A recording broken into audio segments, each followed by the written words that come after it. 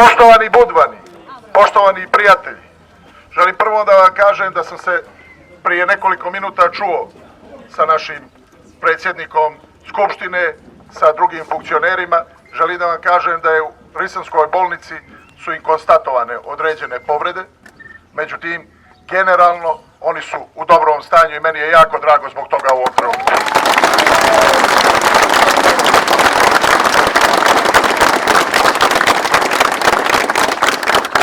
Nakon ove najvažnije informacije koje sam vam dao, želim u ime svoje, u ime partije koju predstavljam, u ime kolega ovdje u Budvi koji stoje ovdje sa mnom i partija koje oni predstavljaju i građana koje svi zajedno predstavljamo, da uputim nekoliko poruka.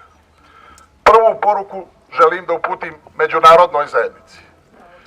Povedite računa što se u ovoj zemlji radi. Nemojte podržati ovako nešto.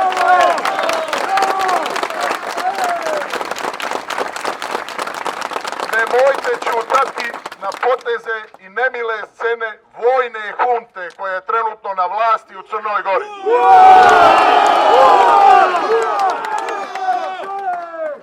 U ovom trenutku u opštini Budva se nalaze 2 osobe i nekoliko stotina policajaca. Te dvije osobe su sramni uzurpatori vlasti u ovome gradu, gospodin Bulatović i gospođa Kuč.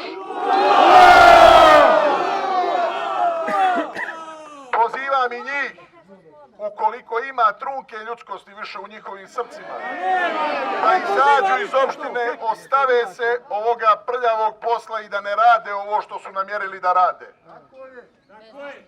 Također, želim da se obratim svima vama i da se pridružim apelu poslanika, demokrata, DF-a, URE i svih ostalih opozicionih partija. Da se kažem da se ovdje danas u Budvi brani Ustav Crne Gore i brani demokratija.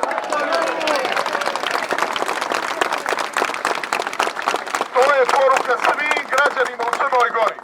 Danas u Budvi i sljedećih dana u Budvi se brani Ustav Crne Gore koji kaže da se ne može, građani ne smiju dozvoliti da se uspostavi nelegalna i vlast koja nije proizvod vaše volje, volje građana Crne Gore.